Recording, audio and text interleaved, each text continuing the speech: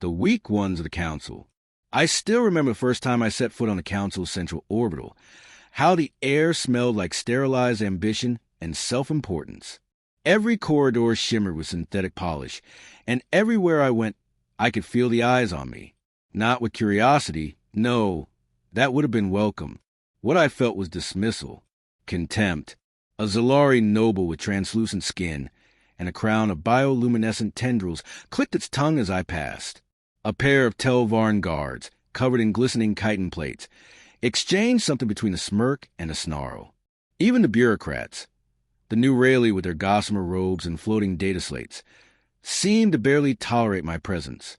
Humans, after all, were council adjacent, a polite way of saying, "You're lucky we let you watch from the kids' table." We'd made contact with the wider galaxy just 50 years ago. 50 years of diplomacy, of proving ourselves useful but never dangerous.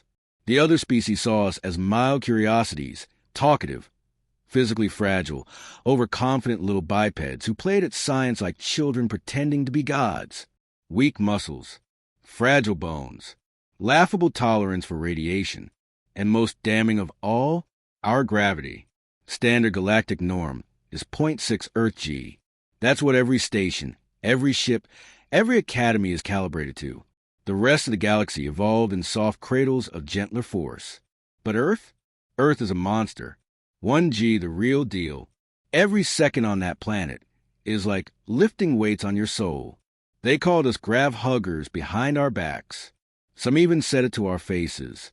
And so when the high trials of physical excellence were announced, an annual competition to determine the top military academies across the galaxy, no one expected Earth's representatives to even compete, let alone stand on the same platform as the rest. We didn't volunteer. We were challenged. "Let the humans try," scoffed Commander Varshan of the Dralac fleet. "It will be instructive to see their limits firsthand." Our orders came down hard and fast. Accept the challenge. Send your best. Prove them wrong. Which is how I, Lieutenant Commander Lara Miles, wound up strapping into a drop pod bound for Orin 3, the Trials planet. We landed in dust and thunder. The atmosphere of Orin 3 was heavier than usual, 0.8 G, still lighter than Earth but thicker, more humid, like breathing through a wet cloth. I flexed my gloved fingers as I stepped off the ramp. Around me, other teams had already started unloading. Sleek Dralac troopers, the towering, four-armed Groltak bruisers, the precise Telvarn squads. We were the last to arrive. Our squad, for humans lean and quiet, Captain Reyes, Sergeant Rika Zhao, Specialist Juno Patel, and me. No exosuits, no fancy grav dampeners. Just our bones, our blood, and the legacy of a planet that tries to kill you with every mountain, tide, and tectonic shrug.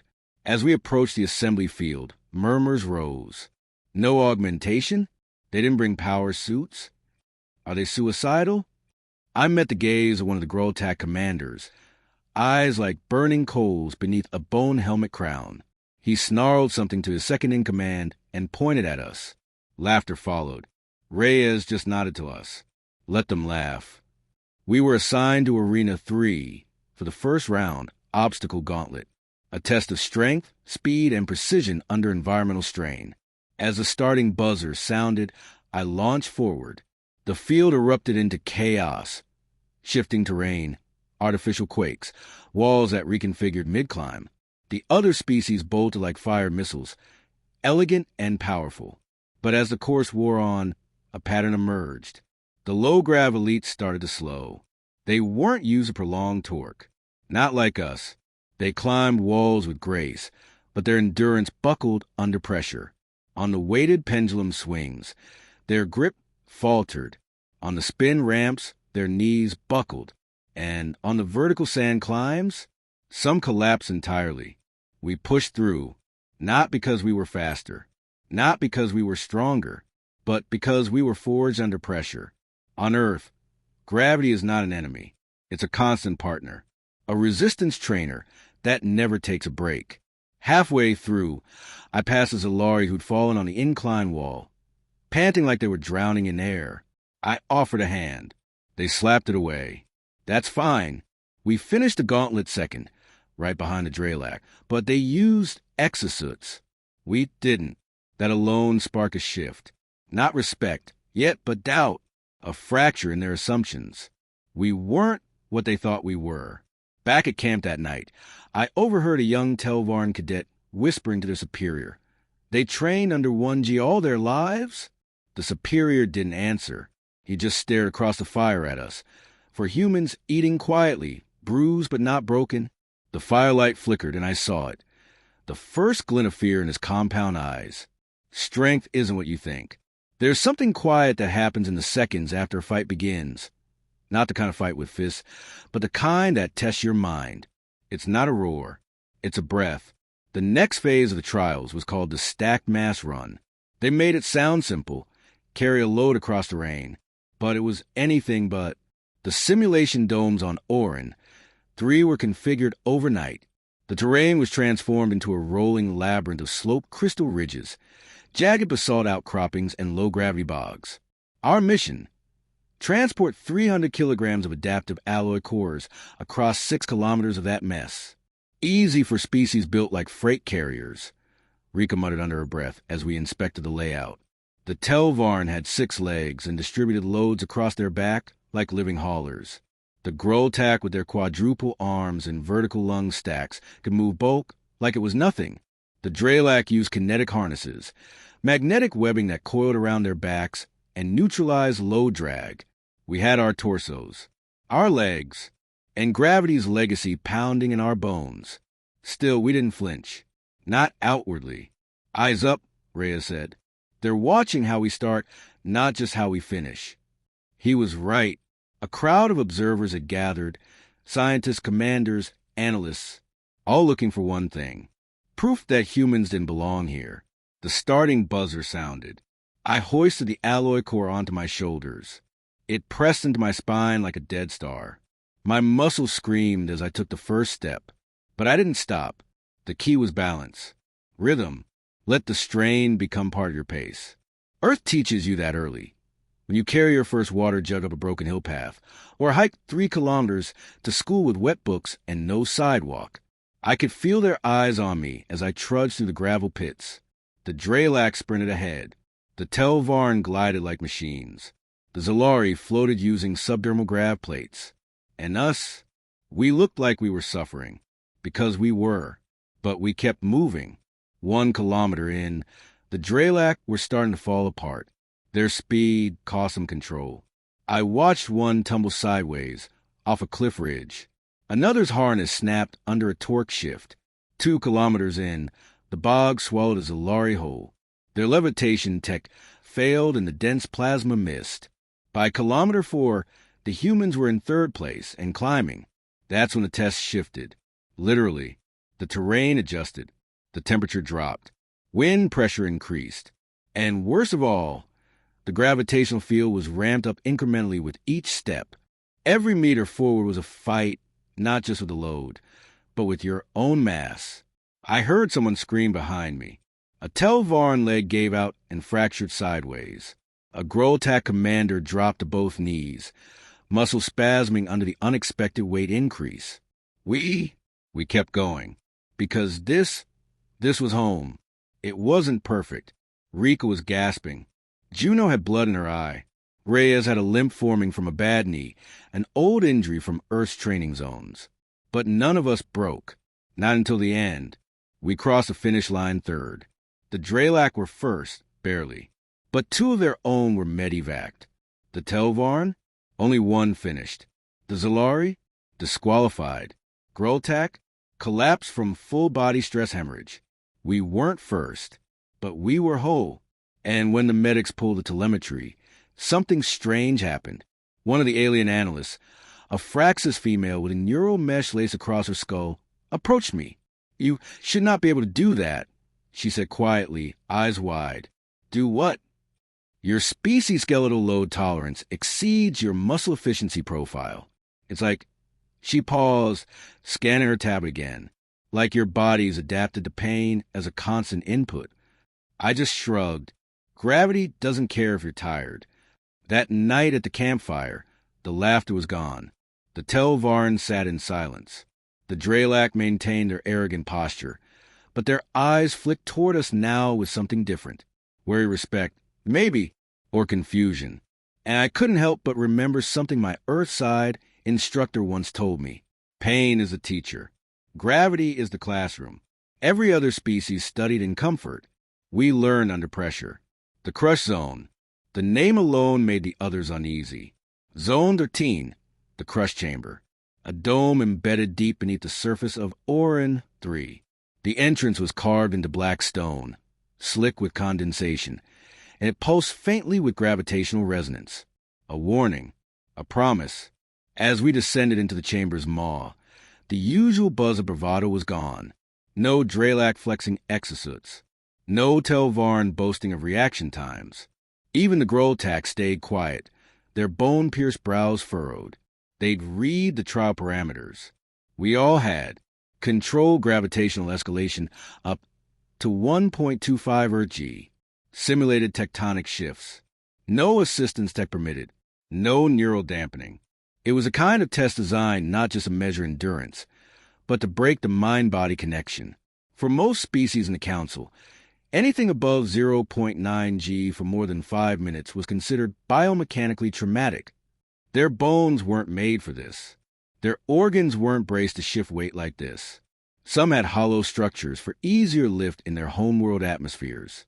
Many use internal fluid balancing systems. Completely useless here. But us, we were born in it.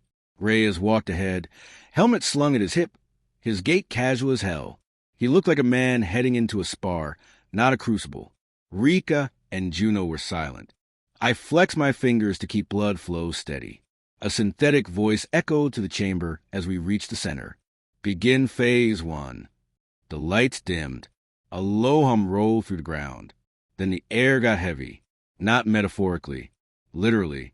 The floor beneath us groaned as pressure increased by degrees. 0.6 G. 0.7. 0.8. Most species use shock gel boots in zones like this. A kind of artificial tendon to keep their joints from collapsing. We just bent our knees and lowered our center of gravity. Around me, aliens began to falter.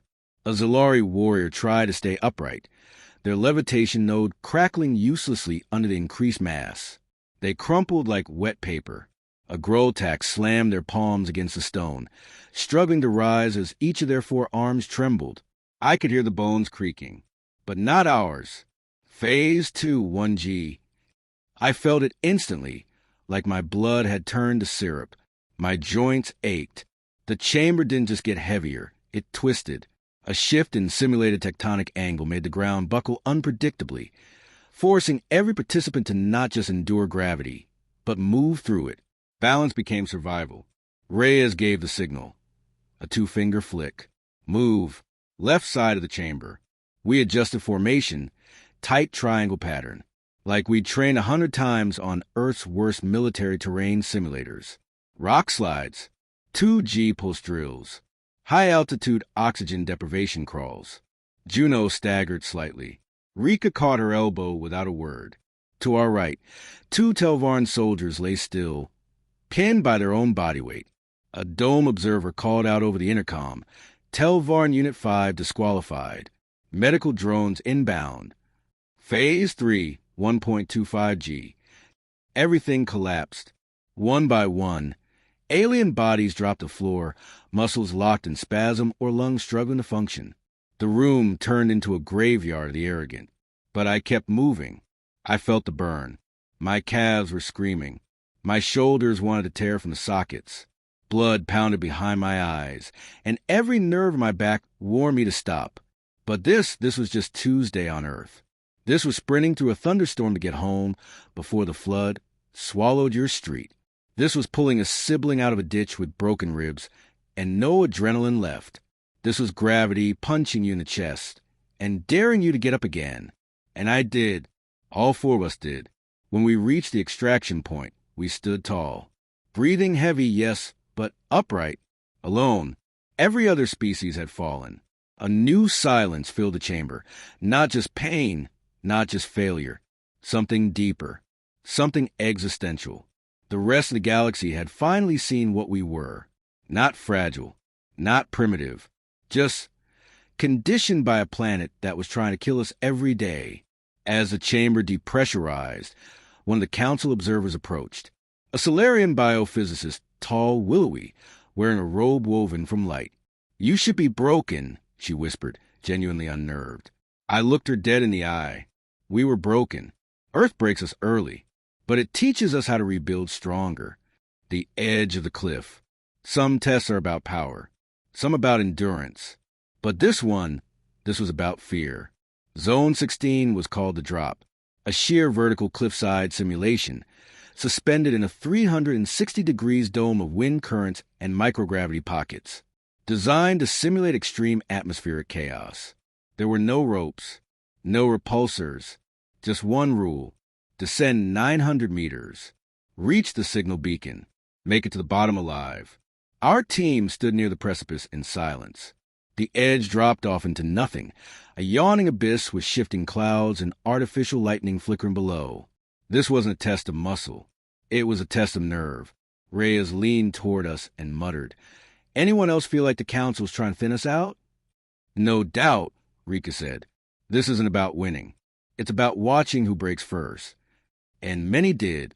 We watched the Telvarn hesitate at the edge for 12 minutes before refusing to jump. A Zalari team member activated a float stabilizer against the rules and was instantly disqualified.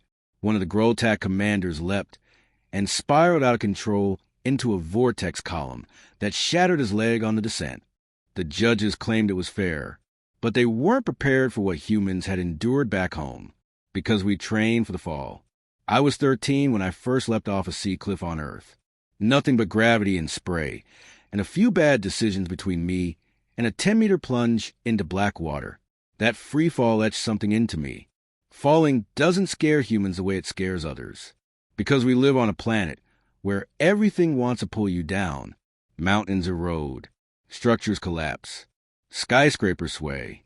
Gravity's always there, whispering in your ear, "Come down." But we learn early you can fall without fear if you know how to land. "Ready?" Reyes asked. We nodded. No tech, no wing gear, just pressure suits and instinct. We stepped forward, together, and jumped. The air struck like a hammer. Not just wind. It was hostile, engineered to create chaos. Downdrafts twisted like claws, pulling you sideways. Pockets of zero-G hit like vertigo bombs, followed by abrupt gravity snaps that try to break your spine. The others screamed. I could hear it through the comms. Alien cadets losing control, slamming into the cliffside or tumbling into infinite rollouts. But me? I aligned my limbs, tucked at the right angle. Used to fall like a tool. Earth had taught me not to resist a pull, but to ride it around the halfway mark. Juno was caught in a vortex. She spun off-axis, breathing shallow and panicking. "I got her," I said. I adjusted my fall vector, pushed through the grav shift, reached out. Fingers caught hers. Grip tight, bones straining. I pulled her in and stabilized. "Breathe. You're good. Follow me." She nodded once. No fear now, just trust. We twisted through the final 300 meters in unison, descending in spiral formation, arms and legs braced against the pull of violent physics and impossible engineering. The beacon was a single red ring embedded in the floor of a landing chamber, still 30 meters below. Reyes reached it first. Rika followed. I touched down with Juno 2 seconds later. We were bruised, soaked in sweat, lungs screaming, but alive. The monitors blinked. A chime rang out. Team Earth, completed descent, no tech assist, 0 injuries. The council watchers didn't speak, but I could read their faces behind the glass. How did the Feeble species survive that? How did they not? Because they'd never known fear that lived in your bones. Not like us. Back in the barracks, the other teams were quieter than ever. One Dralac cadet watched us stretch, then turned to his handler. "They don't even have wings," he said. "They just fell." "No," his handler replied. "They dived. There's a difference." The gauntlet of nerves. I once read that the human nervous system is like a city in a storm. Millions of signals flashing like lightning across an ocean of wires and wet circuits. Most species don't build that kind of complexity into their bodies. Why would they? They evolved on calm worlds. Gentle gravity. Predictable seasons. No predators with forward-facing eyes and the patience to wait in the dark. But Earth never gave us that luxury. And now, inside the Council's final trial zone, the Gauntlet, we were about to see just how deep that storm ran inside us. The room was nothing at first. Just silence. Blank walls. No instructions. We stood there, me, Reyes, Rika, and Juno, watching a single red light blink on the ceiling. I felt my pulse ticking in my wrists. Then the floor pulsed. Sudden. Hot. Like stepping on a live wire. Rika flinched. Reyes tensed. Juno cursed under her breath.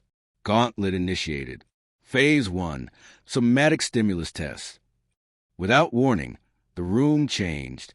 Flashes of light strobed into our eyes. Bursts of sonic pressure slammed into our eardrums. The air shifted between freezing cold and burning humidity in seconds. Static electricity crawled over my skin. Alien candidates around us screamed. A Telvarn dropped into a seizure-like spasm. A Zalari shrieked and clawed at its head, trying to silence the voices in its neural feed. Groltak thumped their own chests, trying to steady their disrupted hearts. I took a breath. Let it come. We trained for this. Not officially, not like the simulations, but through life. Earth throws stimulus at you like it's trying to crack your soul. Sirens at 2 a.m. gunfire in cities. Earthquakes while you sleep. Screaming neighbors, blaring news, bitter cold that turns your skin to paper. You learn to stay still inside the chaos. Phase 2, emotional triggers. Then it got personal. The lights dimmed and the walls lit up with projections, memories. Mine. I saw my brother's broken arm from that rooftop accident. Heard my father's voice the night he left. Smelled the burnt rubber from the crash I survived in the academy. I looked left. Juno was frozen. Her face had gone pale. I could see her watching something I couldn't. Her shoulders shook once. Juno, I said, calm, anchored. You're not there. You're here. She blinked, breathed. She nodded. The council wanted to see if we'd unravel. Thought humans were too emotionally volatile. They never understood we're not fragile because of pain. We're familiar with it.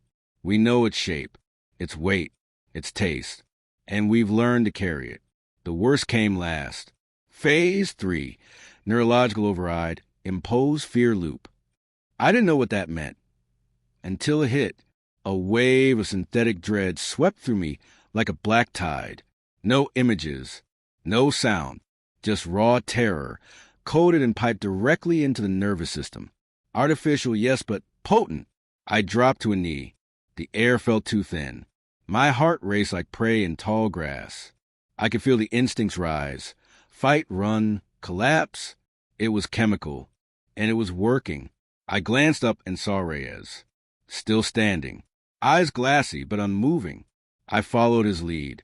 Pain in my jaw. I realized I'd been clenching my teeth hard enough to draw blood.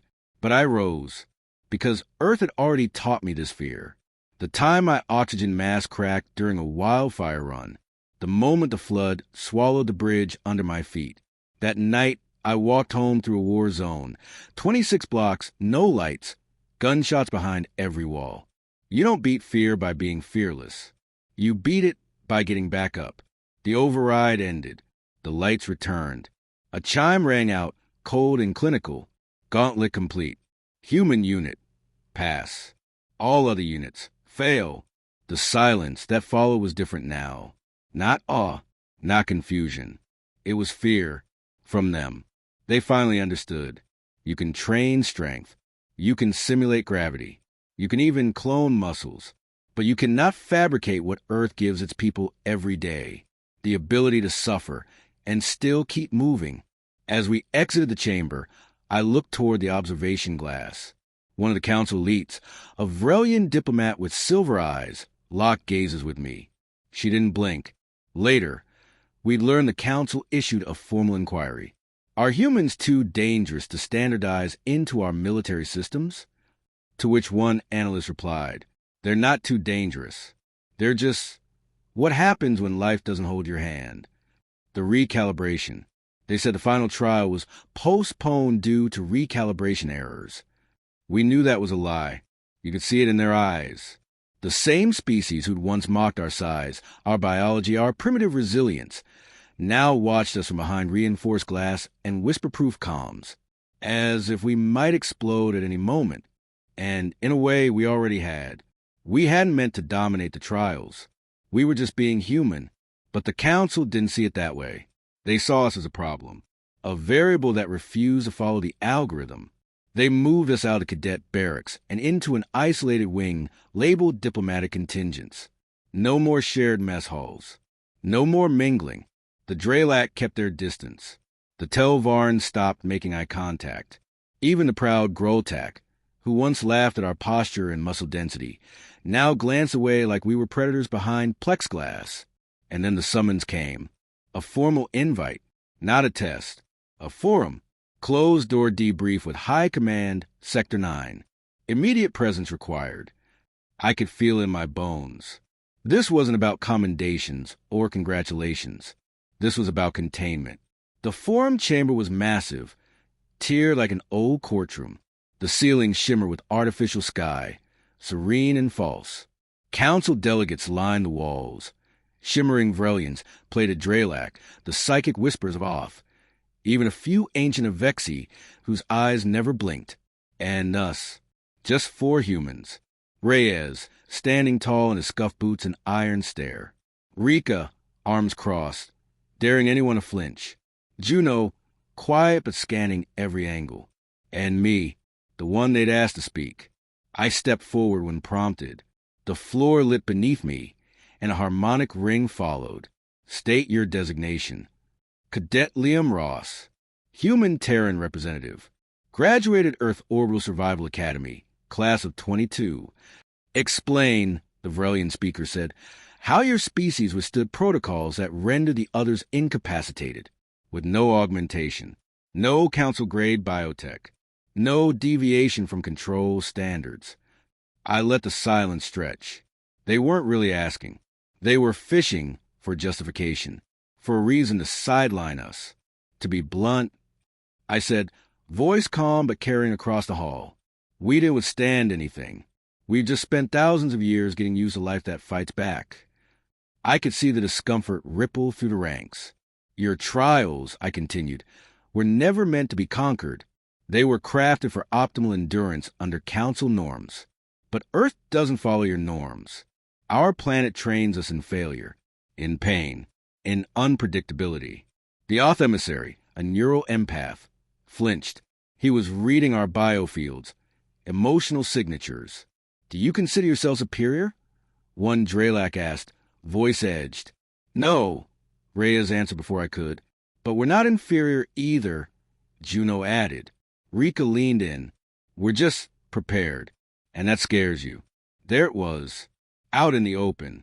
We weren't here to assimilate into their idea of galactic standard. We'd broken that standard just by surviving their best. They recessed the forum within minutes. But they weren't done with us. That night, our quarters were placed under surveillance. A maintenance drone malfunctioned and fired a microbeam into Juno's locker, exactly where her Earth SEC identification tags were stored. Someone was probing, testing us again, looking for weakness. Only this time, it wasn't in a lab. It was in the shadows. The next morning, we received a data packet marked Level Red, encrypted. Inside, a message from an anonymous council whistleblower. You've disrupted equilibrium. The trials weren't just training.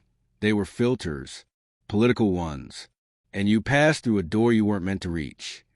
Attached was a single line of internal dialogue from one council member. If they can survive everything, then they can survive us. That makes them dangerous. We weren't students anymore. We were a threat. And when you're labeled a threat by an empire of species use control, you're not invited in. You're hunted. Survival isn't strength. It's warning. We weren't supposed to wake up that night. The power to our wing had been cut for maintenance. No lights, no alerts, no guards, just silence. Then the doors hissed open. For council enforcers, black armor, no insignia, no words, no trial, no hesitation. This wasn't exile. It was execution. But they underestimated us. Again, Reyes heard them first. The subtle hiss of plasma vents powering up. We moved before they even raised weapons. Reyes tackled the lead, slammed his helmet against the wall. Juno rolled under a stun burst and ripped the shock baton from another. Rika, hell, she didn't hesitate, disarmed one and used his own gauntlet to overload the system. I punched the last one hard enough to rattle his helmet. Earth taught us this. You don't wait to be saved. You become the reason someone else survives. We broke into the command junction 2 minutes later. Reyes rerouted the surveillance loop. Rika triggered a false breach alarm on the opposite side of the facility. And that's when I uploaded the whistleblower file. Not to the council. To everyone. All species. All sectors. Open transmission. To any species told they were weak. To any cadet who failed the trials and was sent home in shame. You weren't weak. The system was never built to measure strength. It was built to preserve control. They couldn't silence it. Within hours, entire academies revolted. The Zalari students who failed the gravity chamber, they banded with Drelak outcasts. The Telvarn protesters hijacked a council cruiser, refusing to return home until Earth's cadets were heard. And then came the shock. A non-human rebellion broke out in 3 sectors. Not against humans. With us. Because what they'd seen, what they felt watching us fall, burn, suffer, and stand again, it wasn't arrogance. It wasn't domination. It was proof that survival wasn't exclusive. It could be shared. They said we were dangerous. They were right. But not because we were violent. Because we exposed a lie. The one that said strength was measured by obedience. We showed that pain could be a teacher. That trauma could forge something terrifying. Not monsters. People who couldn't be broken. I stood again before the council days later. This time, not as a cadet, not as a representative, but as a warning. The gravity of Earth isn't just physical, I said. It crushes illusions. It teaches cost. You built your empire in zero resistance, and now you're afraid of the pole. They said nothing, because they couldn't. Because somewhere in every sector, young aliens were stepping outside their comfort and asking, what if I'm stronger than they told me? We didn't conquer the galaxy. We reminded it what strength really looked like. A child walking through a storm and never looking back. A soldier climbing out of wreckage without waiting for orders. A cadet standing on the edge of death and choosing to dive anyway. So, when they ask what happened, when future generations look back at the day the trials changed, when the council flinched, and when the weak began to rise, they'll say, it started with a species they thought too fragile to matter. But gravity knows better. It always pulls you down to Earth in the end.